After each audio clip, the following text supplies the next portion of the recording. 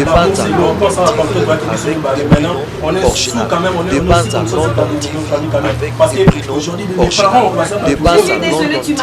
avec des prénoms originaux. Dépense à London avec des prénoms originaux. Dépense à London TV avec des prénoms originaux. Salut Mbote, bonjour partout dans le monde où vous allez suivre cette émission. Je suis encore là aujourd'hui, moi, votre Nadia GB Mwasinzambe, accompagné d'un acteur, un artiste congolais de notre pays. Il joue très bien cet artiste. Il est très talentueux, en plus il est très beau. Bientôt vous allez le découvrir dans notre émission. Mais avant cela, je salue d'abord mon boss de Bruno Original. Je vous salue papa. Je salue mon cordon Laurent Fabrice de Best, le caméraman. Il y a swag, il y a mannequin. Joyeux anniversaire à toi de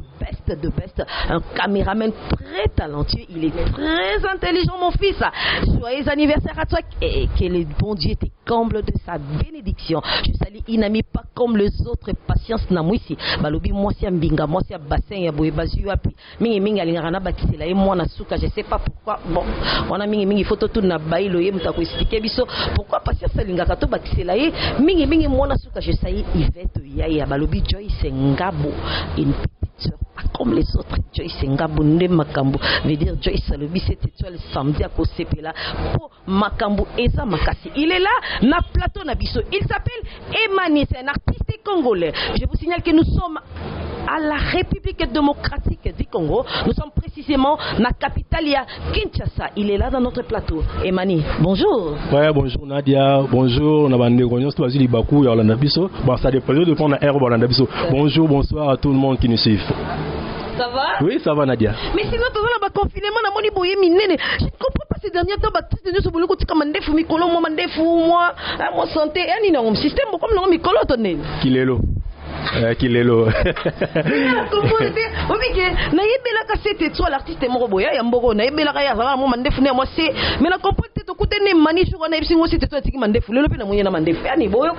bon, en fait, vite c'est mon confinement, corona pandémie, tout va parler, rien à faire, juste biso artiste, toujours profiter dans moi temps au coma. Vous comprenez donc ma mesure préventive, les mesures d'urgence, si tu as rien à faire, Libanda, donc ça dit rester chez toi. Donc vu que vous avez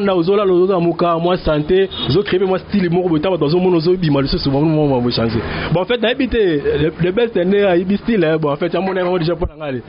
à gagner photo bon c'est ça normal voilà. Alors Emani abonné ni sur des bases de London TV ça qui vraiment a besoin nayo to solo la to beta ma solo pour ya ko solo nayo eza mo ebele vraiment to ebaka Emani na groupe ya Jessica. Alors avant de commencer nous wana Emani beta dans biso li solo ya carrière artistique nayo et bandara ndenge. Bon en fait merci Nadia harmonie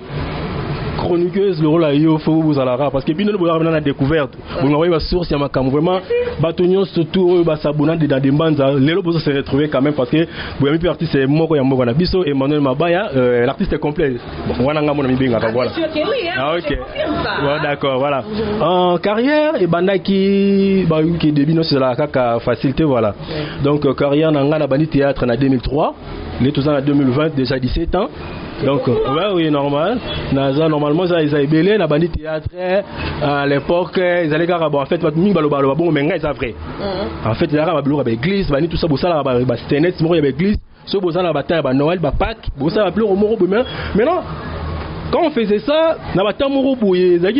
pompé, on sentit que donc on dirait que tu joues quoi vu que en fait dans notre n'importe quoi être trop vient appuyer sur kala bazala wana donc t'as trop si tu connais mon église non on s'en maramuso né na tala na TV. OK c'est quoi un vieux à l'époque on habité ceux qui se rappellent na grand mort ça rappelle succès na mboka na biso commando mototé. Oui je connais. Ouais c'est on a famille souvent na bandal il pas se répéter na bandal azoya na église wana do ça musa petit yo faut y tournage na ngai donc on a un mystique voilà faut y tournage na ngai nisiko beka na nga parler ba théâtre petit le non ça na malgré mama talika garçon nga bogar ya mwindu wenzambe yake na théâtre oyo comme PDGT on a benado wala ndeto ko makate PDG to ko makate donc voilà donc tant ouvert dans la ça bongo il y avait un jour il a signé Na bon on a côté qui tournage à vie. Na qui tournage à vie dans un rôle moi à l'époque je me rappelle là qui non ba tu nous adresse. Yo tellement wana ba tu mo ba tu nous adresse sur le côté sur le petit monde non le pont est ça wana. Na tellement wana je me rappelle encore ba ya ba tu nous adresse mère mo ba si ma mo ni moi qui zengi al tinga tu ni non essayer d'expliquer côté le pont wana bobo tout ça. Dans la tournée là on a parlé. À l'époque na primaire on dirait je sais pas si je me rappelle encore. Wana elaka wana pena na bandi art professionnel nanti wana zaka ke non ça blo mo bezo peso ba goût ya ko affronter art et en plus quand on tourner le wana ba dina nga penchik et le releki na TV bana tik la biso mais mani tout le monde na TV vraiment le wana et puis ça nga posta siko ya osala siko pe théâtre ngo vu que déjà na la mo ba accent wana et alors et le wana ne et puis ça que le wa pomo bo kiselenga ki na kota théâtre et puis na banda ki ba répétition ka pas vie na biso ka komano moto te que je sali en pensant malgré Mykonos no ba sous ba news na été mais il est en vie voilà et puis na banda ki ba séance répétition siko vient pas boyana ne makambo à l'époque c'est qui non ça la lettre mo na ki na parler va permettre ngana ça théâtre ça la lettre na ko tika na parler mais père la ki benda bika finga ngana ba décret tout yo théâtre bata nini ba blo yo ngandi ba finga ba finga ba théâtre so ziki so kolia nani po pena so na muchoko bingana kalunda biso ba takisi so ngolia ngayo moko kufa ngabite na ça théâtre kisi à un moment à ce moment ce qu'on a tiki komano moto famille longue bandal et yé na ndenge ya kasavu bu na affronter groupe moko le chaleur africain na ke kauka fierté na affronter et puis ngai sikona bon personnellement na art professionnel na ngai art penza sérieux ils a ka groupe les ailes de Jessica Mboui parce que la côté groupe les ailes de Jessica Mboui na 2011 ne pe 6 mois makambu faut qu'on se le dise quoi tout ça la reconnaissant groupe Jessica ne pe si vraiment ne makambu Jessica Mboui ne mutu a formé à salingai o ya linga ko sana ngai c'est pour ça c'est juste ce que je suis aujourd'hui. Voilà Emani place maman na likambu fandi yango wana groupe ya Jessica zo beta mama solo wana mais excusez na cité pour la mutu à part Jessica makambu sous les années que to kota wana na ko to kota wana voilà mutu nyonso tu na mokila na source na ye en tout cas balobi mutu na mokili soko za fondation te eloko ekosimba te tu vois neti biso bana dia GB botozanga na moi ba source na biso ba patience na mwisi tango zalaka wana GB tu vois demain tu avais dit que tu vas faire ça j'ai dit oh ma petite calme-toi je sais que je vais faire ça tu vois et ça la rango mutu tout bébé oui ko la français wapi olo bango bien d'accord voilà oh Emani bato ebele balobi bato ba bengi nga balobi artiste moko jeter les noms je peux pas dire les noms balobi ceux qui écoutent longwa na groupe Jessica ça la poni Emani balobi yo ko ya na yo na groupe ya Jessica o ya na vent moko benga na tuni bonga bi oh mais Emani nga na ibi aza artiste moko aza très talentueux mais comment bi moko baké Emani ceux qui bolongwa na groupe Jessica et ça poni Emani balobi yo kotaka kuno ya na biloka nzoto talaka uti ko apprendre rapport à muchoko donc na confirmer mangambona balobi o ya na biloka nzoto donc o tia batu tout mal à l'aise batu balongwa likolo na obige batu lo mangambona bazala ba artiste était na dia mutu ba découvert te la CP marasi na CP wala to éclairer plutôt opinion batu mi ba la ba confusion ma mwebele en fait tout le monde a parcours na normal que non parcours wana za na mo mulai donc il faut oye bakaka il faut oye bakaka ko jouer donc il faut ça la car na moi pas moi artistique moni ngana na groupe Jessica en 2011 to ba ya belé to ra 3 groupes groupe A groupe B groupe C donc ba ya ko sala ko te ba beau garçon na hôtel ma ko te ba vimba ba ni ba lancer au saralate en fait moi personnellement pataka Jessica premièrement d'abord ezaka boulot na ya travail na nga na ya ka na travail te na bon en fait na éviter ceux qui ndero yeba mais nga o sait que je sache na ezaka boulot na nous o na ya na ngo tant na groupe Jessica na ya ka na côté groupe normalement groupe c'est des groupes à Batasika donc groupe andel na TV na so numéro comme muto sur numéro la télévision na benga na yamba ba comment au bureau ya les ailes de Jessica ba yamba nga ba ça sanga tellement en fait na ina boulot mais vu que na ki muto Sika na ko obligé dans le groupe C voilà donc na ina groupe C la mission na Jessica ya répéter groupe C c'était pas yebi bisoté donc ça dit salaire fort ba pêcher yo o ya na groupe B après B o yesi parce que jour moko na mbona pété jusqu'à on a groupe CT abetika moi tout ayi bona beta tout na taper ba na se ba répéter en ndenge nini maman na likamu to na ka yemone wana vandi wana apesi marabu ayi bité so ba image ya kalango za la répéter to balancer na micho na pesa kama kamuna dia ko sakana te na pesi makamu jusqu'à bi papa tele manon wa ara gisakate tele manon comment on a Emmanuel on joue bien où tu as n'explique que moi parcours moi mouké faut y avoir sur répétition CTA faut y avoir répétition A mais avant cela faut y avoir un tournage comprenez oui na ya parce que le programme a tourné j'ai ça na ya tournage parce que bah ya A bah ya ba ngati ba bouler invité et Jozo pas pour le oui et en plus on a hier c'est quoi le groupe na le groupe tant à personne un rôle à personne tiens mon mobile na film ngo ndeli ka mutu mo ba yesenga ndela na robeto liso to kende a tiens mobile na film yango to papoli aya mais nous invité mon boye bani tout ça non ça na la groupe bani mais ça na C mais on ba répétition na A na ya pena A ba ya ba tala tala na ngo boye ne wa se wa mena la gi pena donc mukie ba blo mo ande wa donc mais boté ça kana ngo ya bota te wana wana ngo ya bota ma mystique na sera na za gi ba ndenge wana ndi en fait tant mo bosser mais na senti que non mouton na puissance kokoma ba mobele ba idée mo lo mo bekoza mais ko to ça ngo boye ba ya ba comprendre que non amaka moto ya na ngote parce que webi ga mutu to za mama mutu tout a mutu intérêt so on prend tant yo mo leader mo ki intérêt na ngai za pas mutu yo donc ça dit yango ça qui a approché ngai tous années tout ça qui on a ba ya ba se sentir mal à l'aise ba sala ba artiste été ba ya au sala théâtre pour talaka ba tunde ba zo ba sala ma bango ba wana bango te ba longa na bango ba sala ba groupe na bango misus ba zala so ki wapi so ki misus ba zala so souté na yebite mais na yebite ba zala bango fi mo na ba bela liboma on dit ba mo ba bela liboma ngo si ba so ki si ba ni liboma ndengwana mais on ira bika et c'est là qui est vraiment parcours ce qui te bêti histoire à Jessica pour comprendre que Emani a bandit théâtre le loti Emani as artiste vraiment yakala à sala katala ka ba papa commando wana baza ba artiste ya mboka na biso o lelo ba pisa ba jeune ba te belé ba goût ya kosala je vous signale que ce que lungi vraiment ba coiffeur kitoko makasi boye oza Emani na bibi bien hein coiffure en moins bien hein cause voilà. Après émission dans un numéro voilà tu vais te faire belle comme moi boluka nana kakashi balobi nana kakashi obinka Nadia GB à l'action salon moi qui toko nana kakashi comme ça boye na déjà moi japonaise mais nana kakashi a participé mon makambo pe et puis Sameli Nadia GB voilà Emani lelo oza président ya groupe nayo tout maintenant le seul groupe nayo déjà c'est quoi les noms ya groupe nayo théâtre groupe les choisis d'art de Manuel Mabaya. Les choisis d'art d'Emmanuel Mabaya. Mais Emani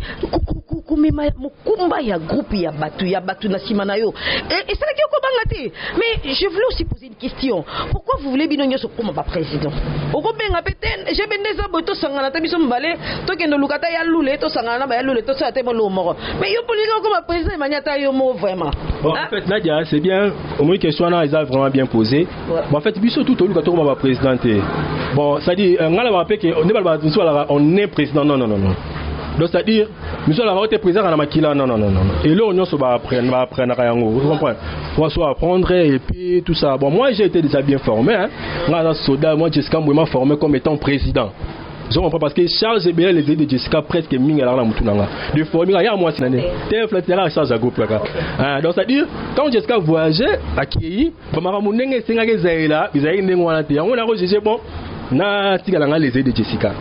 donc na nzoto boy physiquement na tika mais en esprit je suis toujours ratia les idées de Jessica parce qu'on est un groupe nangai et alors moi j'ai été formé comme étant président na zaidi na charge wana kukamba déjà battu ça tout ça na groupe les idées de Jessica na ba souté que Jessica azate en fait là qui est sur ba groupe mo le nouveau écrit mo boye baba no sur ba groupe C baba no sur ba A ba B ba ni tout ça quand même comme on a pas casser pena comme il faut te mettre au moins Jessica après ça qui pena que non moi Emmanuel Moro Emmanuel Nengenini je comprends dans le sens wana dans le rôle na tout là songa sous ciment wana ezalo ki mutumo zo milinga sous tête voilà je comprends faut avancer que liboso donc on peut avancer nanga ezaki beaucoup plus mieux na sala des groupes nanga na encadrer comme si avec déjà formation encadrement la groupe les de Jessica c'est pour ça que je suis en train d'encadrer et puis groupe quoi encadrer groupe c'est pas une chose facile hein Nadia pour encadrer groupe c'est une chose facile pour réunir esprit à battre parce que nous sommes un esprit naïe nous sommes un makambu naïe na comportement na éducation depuis na kuna bango je comprends les choses à mutumo aux la maîtrise aux la formation d'être encadré était en tout cas erotica il y a pena bo senti maman na libaku pour que non je laisse l'éponge donc je suis très bien formé par mon leader que je respecte beaucoup Jessica Moula Rossignol suprême c'est pour cela donc on a trouvé tout normal et puis les choisis d'or ils ont tambola très kitoko voilà Emmanuel les choisis d'or ils ont tambola vraiment kitoko makasi c'est quoi déjà le projet d'avenir pour un groupe nayo c'est quoi le projet d'avenir ouais nazo oui moi mutuso ça la maramoussa projet d'avenir vraiment aux amoututé totali moni kala to ano tsara ba théâtre to sa théâtre leki na TV mutalabi natala ki na mona ki yo donc yo moni ba ve na biso pour ne pas citer les noms ba ve na biso basala ba théâtre basala ba succès mais le okuta na nzela boye o regretto ki na mawa vous comprenez donc ceux qui ba bilo konyo sona to moni yango il faut to zala biso to yesika to yesima to ba leader sima na bango de photos à la mayele na batu to se servir un exemple voilà il y a batu oyo basaki ba réel donc c'est à dire moi mon projet d'avenir est ça que groupe les choisis d'art et réaliser makambu ebele autant sur ba groupe monsieur sala yango te premièrement d'abord au moins d'abord film na ngona zo lancer il y a di bosso entre l'amour ou la mort na zo ezo ba diffuser zo ba na kala mingi te na ba télévision na biso ya kini awa au moins quand même moi différence moko na on habite na salle plus que les autres mais na yena moi différence mon na moi qui les aide de Jessica na qui Emmanuel moko na moi on apprendre moi muke na ba formation moi muke na zo et puis ba projet ça que non moni ba monde comme développer na internet ba YouTube ba do moi ndwa toujours frapper fort toujours quand na kosala ba film du genre ya ba saison ba bilo moi ko sala que non lelo ata Emmanuel Azati ata akufi bana Emmanuel ba artiste ya groupe les choisis d'art ya Emmanuel ba bénéfice quand même na makamba evro bango basala vous comprenez donc ba se retrouver na oyo ba ambassadeur ça dit ba lela mutoki na bango oyo ba père na biso bazala kata musu bazwa likaniso donc ça dit ba projet d'avenir na biso za pena ba projet mo oyo exactement positif to nga pena to atteindre objectif comme il faut donc c'est un peu ça. Et pourquoi avez-vous choisi seulement entre l'amour, tu as dit l'amour et la mort. Entre l'amour ou la mort. Et pourquoi ces titres? Bon, titre, on a un peu vaste, ils ont l'eau, ils ont inspiré. Donc, on a pas tout le monde, ceux qui appellent cette histoire, moi, ils disent non, ils ont une histoire vraie, et ça, non. On a une histoire où en fait, on a évité que ça, on a évité que mais au moins, ils ont tout abattu. On vit, on est des humains. Maramou, tout, ceux qui, exemple, que ça, la famille, c'est ça, la famille, acheter les grands caméramans. So, ça, la famille, il y a acheter les grands caméramans, acheter gradi, voilà, il y a une tonne de sango bongo. Acheter gradi les grands caméramans. C'est ça, la famille acheter gradité et ça, la famille, il y a docteur Chanonako. Quand monsieur Samuel, la famille a pas tébélé. Donc, alors, il y a une inspiration entre l'amour et la mort. C'était que tout le monde va se retrouver entre Bolingo et Naliwa. Synopsis, on a relaté un peu mon c'était que Père Moroboué, Namatane Moroboué, parce que la corde moi là, moi c'est platé, parce que Kapala Bazala, Ranamoka Bara Muninga. Tanga Baré Muninga, et alors avant Koufa, Muninga, avant Koufa, relaté Bana, et surtout Koufa, il les a parce que Moutuinga ni Boué a posé la Kinga, Salenga, Salenga. Biso, en fait, Ngani n'a jamais place. Ngaï, moi, n'a pas la rage, qui perd, n'a biso, bon, pas camarade, mon père, on peut Akimane, Ayaneki, n'a s'investi ça, Bani tout ça. Aya, père, moi, moi, c'est à Kola, mon bleu, moi, voilà. Et en plus, Naye, la Kin, tout s'investit, tout, y a d'autres, c'est stabilisé, puis la Kin, la petite Yananga, des bâtis, biso, bon, orphelin, pour même, on ne peut pas faire supporter à choc. Quand on y est Kin, tout le monde fait un Kin, n'est-ce pas en coïncidence, n'a coûté na fille, moi, dans cette ligne, naye, et alors que tout le monde, que non, fille, moi, na ya, papa, boumara, père, na biso. Jour, il y a présentation, pour présenter, n'a pas na bango, n'a pas père, on a yédinga très bien, le père, on a mon dirait, voyage, pas que ça coïncidence. Père, on a commencé à couler, qui s'en a barré, parce que ceux qui m'ont compris que non, il y a une moutabara, père, n'a rien, examen, mais ma casse, il y a pas barré, qui n'a comment poursuivre l'état pour n'a y a pas histoire tout. Père, c'est quoi, que criminel. Ba criminel ba boumanga. En que l'un des criminels ouais no luka boumanga moko na bango avana petite sœur na ngai. Oh là là. Ça fait une belle histoire. Voilà. Voilà, donc avana petite sœur na ngai. Siko amona ke no na ko bouma pe bof na ngate. Maga ba tselinga mbongo ebeli na bouma Emmanuel. Alors so na ngai que Emmanuel tu as un problème avec quelqu'un tout ça. Na bomba mais un moment d'accord relaté parce que comme un sérieux. Et alors quand on a expliqué bon on est que non mais le médecin n'est pas mabé. Il faut tous yo aussi le connaître sur salaire. Bon en fait moi là histoire n'est silip mais en fait né celle qui non bakangingai baninga ba j'ai né qui non to tromper mutu wana bakanga ba photo WhatsApp pas le médecin en question papa wana que to bomier déjà aza déjà a médecin en question il y a côté moningai ba bomenga te bakanga biloko. Oh, le criminel aussi parce que qui j'ai mort yo zo moi né à moi si na moi si papa wana ba so ki bon ba yaki na ba quand les mêmes places wana endroit na ba bombek bango. Et le médecin en question il ko relater que non toi tu croyais quoi que yondo zana au venger contre ngai na kolinga moi na ngai po obuma moi na ngai po ngabuma papa na yo. Je te dis que na buma papa na encore parce que na nga ko lia mbongo wana na yete. Et en plus moi na yena moi na ye bazaka ba no yo ka tout. Et en temps ba ko bima les criminels sont question que non maintenant aza dans cercle na biso to kanga to peso mundu ko sa no so oyo sala et ce ko buma papa oyo pour venger papa na yo to otala bolingo ya moi na yo ozana donc j'étais maintenant entre l'amour de la fille ou la vengeance de la mort de mon papa. Oui. Tu vois, donc l'histoire est un peu vaste, mais on a un synopsis. Donc ils ont vraiment qui tourne au Makassi, il y a un moni, na boulay na bi qui les arènes entre l'amour et la mort, bah téléspectateurs, bah après ça biso sur tout ça la nini. Vraiment, c'est une très belle histoire. Ngal roloba batunir so bosuté naka ba artiste Guy Basket. Balobi Guy Basket. En tout cas, ngana bi ke yo za moto moko bien au soutenir ba artiste, ba histoire a boé et c'est ngara ba soutien parce que biso surtout bi monde art et tamolaka mwa mbongo ko futa mwa ba chaîne ko zongisa mwa boye ko luka ba journaliste net ba biso bana DGB boye auto soutenir Emani faut faire ça makambo pour na roya ka boye ata yo mo Emani hein ata yo mo mais si Guy Basket ko zo vraiment Guy Basket vraiment oui ba yo nga mo konzate commune Guy Basket mo comment des continents ah moi mo konzate continent la tola Guy Basket kala Nicolas Zotinda na ba biloko te o ba na rotina tango za mo konzate commune no ko me des continents comme besoin comme na Nadia. Voilà, moi je demande na batunyo pour soutenir un artiste et pour soutenir Emani, balobi salaire un artiste de mon pays à vivre à l'extérieur du pays na ba Kenya on a zosape fierté ya Congo na biso jogo mutanda moto moko bien talaka yo na DGB azokipe na sepeli makasi.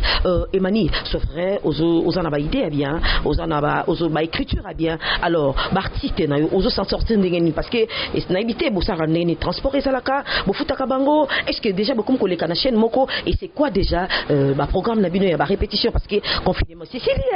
hein Nadia tozo bunda na biso makambo eza passe parce que moni tozo groupe eza tant bi groupe eza ensemble ya batu ils ont comprendre tozo na batu il y a d'autres ba responsable baza na bana misa tu ba bazo futi la bandaku donc tant ba ozo déjà tant na bon genou ba répétition ozo meza déjà sacrifice munene donc faut en retour ba gagner quand même quelque chose tu vois donc on mona to hésiter tala Nadia makambo eza mystique oui Babylone on a vu sur la télévision la biso ah oui batu misuba Emmanuel au démarrer bani mama groupe mais n'est au tardé collection la télévision la biso ah maman non ça la film na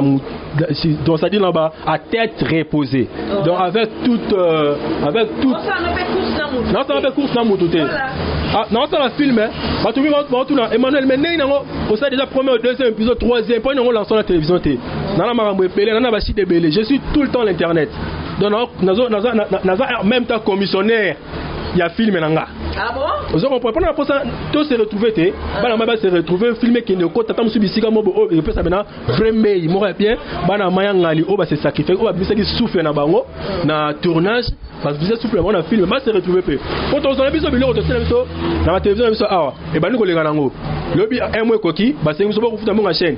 to futi mon chaîne lobi na bata o biso a za total qui o meki bien place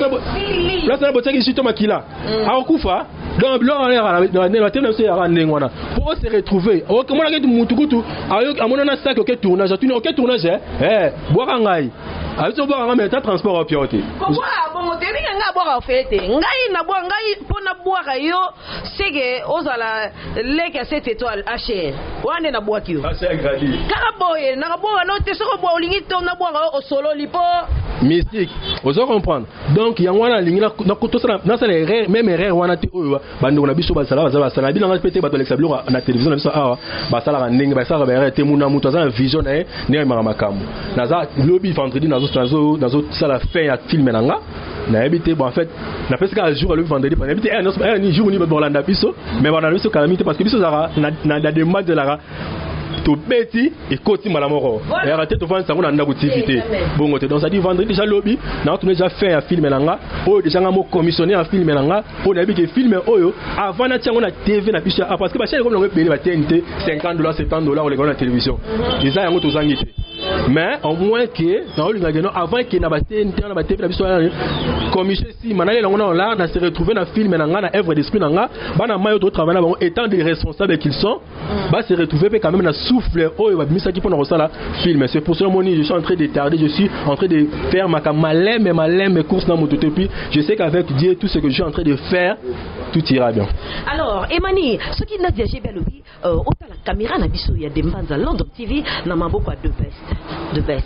joyeux anniversaire à toi autant que la biso 5 artistes congolais oh bah jouera bien oh yo mo vraiment ça soko tali non ça c'est du waouh 5 on a ce que ça il y a pas si ça qui a pas Nadia parce que basé belé joue très bien. C'est-à-dire quoi Emmanuel s'il te plaît? C'est-à-dire quoi? Je sais que na Congo tous un artiste très talentueux basa ebele makasi batuloko ba tonto elombe veut dire tonto elombe za soka côté na scène ya aloko c'est le côté mais apesi makambo tu vois batuloko ba artiste lokwa ba 7 étoiles jouer na moni masana ngai merveille LBG. Ouais. LBG, je te salue, hein? Je te salue mon ami. Merveille LBG a joué bien, Komara bien, vraiment lui c'est mon pote. Namoni, Master Mo, dans le groupe Nangaïpe. Il joue bien, Natangaïe parce qu'il joue bien. Ouais. Donc King Mangoni, il joue aussi pas mal, vraiment, il joue très bien. Namoni. Et quelle idée? Et quelle idée, Namoni? Ah non, non. Oh, Master Nanga, Janon Noudi, ma bolongo, le prophète perdu, Janon Noudi. Master Nanga, Mincho, Azaki, na Turquie, Dubaï, Lubumbashi, un bosseur. Janon Noudi, Mianzi, le prophète perdu, ma bolongo, papa ma bolongo. Il joue aussi bien. Nike Kisanga. Nike Kisanga, Moni, hein? Vous êtes comment tout le monde il y aura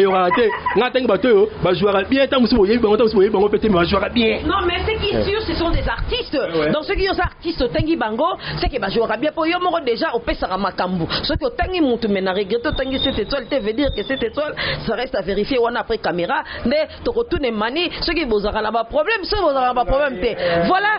Emani dis-nous déjà modèle na yo c'est vrai au banda papa nani mais modèle na yo o apesa au goût il y a aussi la vraiment théâtre vraiment au yomo za so côté de to benga mingi na parce que to benga oni maboke na ki to benga maboke o yo pen o apesa au goût ya sa maboke vie masasi vie vie masasi ba c'est moi ba no sabe le mot ba ki zengi un mot pas jouer rapidement un peu classique bon voilà jouer un peu classique ba yo un mot quand on ba comédie mo tout ça quoi vie wana penza na pesa nga ba sentiment mo boye quand total la bango masasi mais ça moi na poto moi nga me na été maman keibo ya lié ba diblo mo ndeng wana pesa nga gumo boye nga ba sala ka boye mais na ba raté parce qu'en fait ngai art na sala ka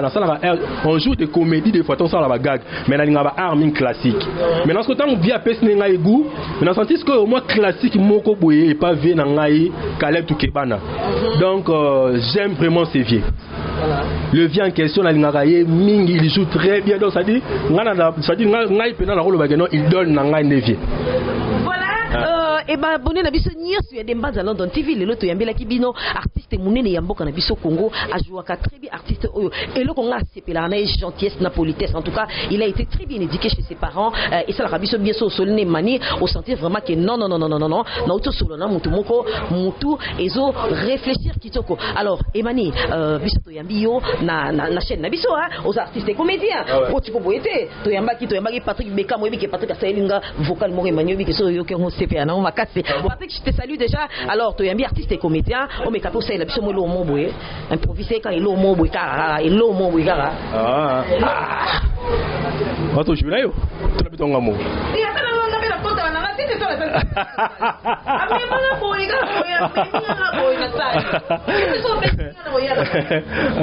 Nadia, excusez-moi d'avoir cette audace de te parler. Tu sais, on n'a pas cours de temps, tu es un amour de longue date. Aujourd'hui, ça fait un cœur douloureux. Ça ne vient pas de moi, ça vient de ma famille. Je n'ai pas compris qu'est-ce qu'ils ont pensé. Tu as dit souffrance, c'était Oyomoni Ponangai. Et aujourd'hui, ma famille m'impose de marier une autre fille autre que toi. Je n'ai pas compris, je ne sais pas. Est-ce que tu as un problème avec ma maman, tu as un problème avec mon papa ou comment, je ne sais pas. En fait, ça... Attends, s'il te plaît, dis-moi d'abord, tu es un homme ou bien une femme? Comment tu peux me dire que la décision vient de ta famille? Parce que c'est toi qui m'as aimé, ce n'est pas ta famille. Comment tu peux me dire ça? Tu es un homme, tu portes un pantalon ou bien une jupe? Dis-moi. Nadia, tu sais, l'amour c'est nous. Quand on s'est rencontré, toi qui bisomi balé, maintenant, on est sous quand même, on est aussi conscient de notre famille quand même. Parce que aujourd'hui, mes parents, je suis désolé, tu m'as jamais aimé. Bien sûr, tu m'as jamais aimé. Tu ne peux pas parler de l'amour aussi longtemps que tu ne peux pas expliquer à ton papa que Nadia a beaucoup souffert pour moi. Tu ne peux pas dire ça et aujourd'hui tu me dis que tes parents parents disent ça, tes parents disent ça. Et quand on souffrait, nous, tes parents étaient où? Nadia, je t'aime, je n'en dis qu'on fait pas. Maintenant, je suis entre les clous et les marteaux. Je ne sais pas maintenant comment faire. Mais, en fait, je ne peux pas laisser que ma décision, ma parole en ils la ouverte comme ça pour toi. Donc là, je te promets que toute décision qui viendra de mes parents, pour que ça la contre, je te promets que je serai toujours près de toi, étant mon amour. Bravo, félicitations artiste. En tout cas, aujourd'hui, c'est un loyenge, manio bongo na jebe. Non, le manara sans expression, sans émotion. Non, le manara pour les que je vais un artiste était. Là, il me sera aux autres malakati. Voilà, boss de Bruno, mon boss de Bruno, moni makamango yango, tu bisaka boss de Bruno. Veut dire que Nadia jebe na yo tala na koti mania koti nga vraiment boss. Ah, et mani boss de Bruno, faut foutre boss de Bruno. Boss de Bruno, na habité na foutre Nadia droit ya rejouer na mais en fait boss de Bruno. Ah, on a patron, il est où tu vas foutre biso. On a patron. Donc ça dit quand on parle de patron, on va directement boss de Bruno original hein. Voilà, et mani tokoma koma vraiment na suka émission na biso, je sais pas si tu as quelque chose à ajouter. Bon, quelque chose là qui non nazo senga na bandeko tout oyo bo Jules Bakola na émission oyo boza ba abonné na demande à London TV. En tout cas, pour soutenir ba artiste na bino car anga moko Emmanuel Mabayate, tous les artistes comédiens, cinéastes, musiciens, artistes musiciens, tout ça vraiment ébélé artistes oyo tolingi art arango ils ont faire divertir bino na ba problème aux alango na ba stress aux alango ba circonstances bozo kutanango ka biso on de tout ça ba consolateur na bino ka biso on de tout ça ba tout solongo la bino na ba problème ba difficulté ma mbebele bozo kanisa en tout cas ils ala biso sous bien makasike to se retrouver pe na musala yango moni mutu musbatu batu basala émission avec amour ceux qui quand même azo se retrouver pe ozo mona ovana que non moni que non azo lela ngo pena comme il faut ezo peso ba inspiration créer ba idée ba ni tout ça mona que non ce que leur mozo ela non te imagine que ela te mona que non na tambo ko mano ba rambu o ko meto libanga mo tam su kop mo te na no bilamba mo bo se retrouver te na musala au sala donc vraiment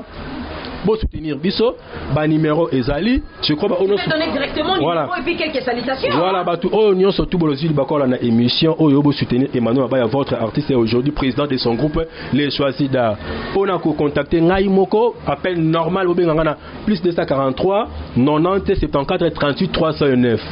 appel WhatsApp à tout nos tour ngito boko melanga na WhatsApp boko menga na plus 243 82 39 61 plus 243 82 61 883 plus 243 82 1943 plutôt 82 69 883 donc c'est un peu ça ceux qui vous contacter na numéro na ngai na pesa na ngai bureau tende ba nous basala ka dona ya maranga moko okomeli ngai nga mo mona na répondre yo à l'aise ya te okomeli ngai na répondre après 3 jours na zaka ndengo na te donc si ma téléphone na charge parce que monde to zali ne téléphone de téléphone WhatsApp YouTube Facebook pour chiter les appels à batu oyo ba tira biso te ba soutenir pour soutenir Emmanuel Mabaya leur artiste tout monde directement Mabanga za mo belé mais dans pressé moi mbangu tout monde directement docteur Nako Jano mon vieux le docteur la mission qui me pèse donc docteur mais toutes mes salutations. C'est lui qui me soutient avec toute force, avec toute énergie. Moi, on a dédicacé avec toute force, avec toute énergie aussi. Le docteur Blaise Manioko, le DG de la divinité. Balobi, merci. N'a mon déjà un peu ça déjà le moins quota qui déjà la vie que l'obus est quota. Donc le DG de la divinité en même temps les premiers suppléants de l'Assemblée nationale. Docteur Blaise Manioko, le DG de la divinité. Fallon Mimosa, bébé Papa Miguel, bébé Neuza. Jack Mifino la carte à Turquie. Fortina Okito na France na Monio. Toto Jamina na France, il y a Edo Chinyama la carte ya France wana. Didier Sim na Lubumbashi, moi ça n'a propre ami propre Remsi Chimanga na carte ya Canada, oui Canada ya yo. Grâce Taba na Canada ya Bino Juliana Taba Priscilla Taba na Canada. Et puis Nancy Taba, mes amis propres, à chaque fois. Ingénieur Oliver Mabala, ingénieur Veli Musinga, Esther Kolosa, ya grand prêtre mère na na suka. Mai Sinzinga soit dédicace te mokile kufi, la pinesse lévitique moi Sinzambe, Junior Okito, Magouche à Lubumbashi et pour chiter tout le monde Cédric mon pote, balobi po olata kitoko babilata na yo bien. mais pour là t'as kitoko en plus kitoko encore plus qui est na bandal au monde kuta na blondine parce que babi na boutique blondine na bandal wana to moni boutique blondine la tortura donc ça dit kuna ko là t'as kitoko makambo vana donc c'est un peu ça et puis j'insiste libanga oyo j'insiste libanga to mesa na kombo oyo hein to mesa na kombo oyo docteur Blaise Manioko voilà on voit qu'il a voilà to komi kokoma vraiment na suka émission na biso et komi vraiment na suka nazalaki na esengo ya koyambela bino mingi ngala sepela ko benga Emmanuel, il s'appelle Emmanuel, un artiste et comédien Ajoua kitoko makasi, il est très talentueux. En tout cas ceux qui vous en a besoin il y a ko soutenir bino batu bolinga ko soutenir artiste minene ya mboka oyo et kozala bien makasi là je sali batu o bazaka pemeni ya boss nanga papa Jean-Marie Linvo papa Michel Moulele en tout cas maman Julie Castello papa Mbuta papa Gabi Mbuta mwana muzombo je sali encore il n'a mis pas comme les autres patience na moi ici je te salue mingi soko komi kolia et ko sala pe biso bien boni boye mukolo boye lingaka kolia te eza kitoko mingi te voilà na pesi pe merci na salon oba ya biso hein je sais pas Emani salon comme lango ça qui déjà salon Curtis le salon Curtis va juste à l'université voilà donc bon garçon voilà entre avenue Manaka na Mawanga salon Curtis c'est ça on a juste à l'université voilà et puis nako bangoni ba sala nga boye vraiment nako c'est ça émission te ça pour autant boire grand prêtre mère elle est vraiment jolie elle a vraiment une teinte choco donc elle a une taille patience na ici donc grand prêtre mère babi ne mutu à soutenir aussi Emmanuel Mabaya pour azala le trop ça l'incapacité condamnable voilà donc elle est vraiment jolie Emmanuel je te salue moi toi aussi hein c'est libanga on point mingi te libanga mo boya suka na ngai na boa kilo ano bo seno OK bien ngamde fona boa ka le docteur Blaise Manioko le DG de la divinité voilà le docteur Blaise Manioko balobi le DG de la divinité motomoko bien quand il est docteur si tu veux vraiment te faire soigner il faut chercher les docteurs Blaise Manioko un homme très intelligent alors ce que lingo kutana na ye mingi mona Emani omoni GB et ko sala bien makasi ça n'est fini pour aujourd'hui là je salue mes deux bébés d'amour Samantha et Doctine maman vous aime beaucoup Joyce Sengabo ma petite sœur de cœur ma Iner yomoko yebi ya mina sema ngapi nazongisi mina sikia ça n'est fini pour aujourd'hui moi Nadia GB moi Sinzambe je vous dis déjà au revoir depuis nos original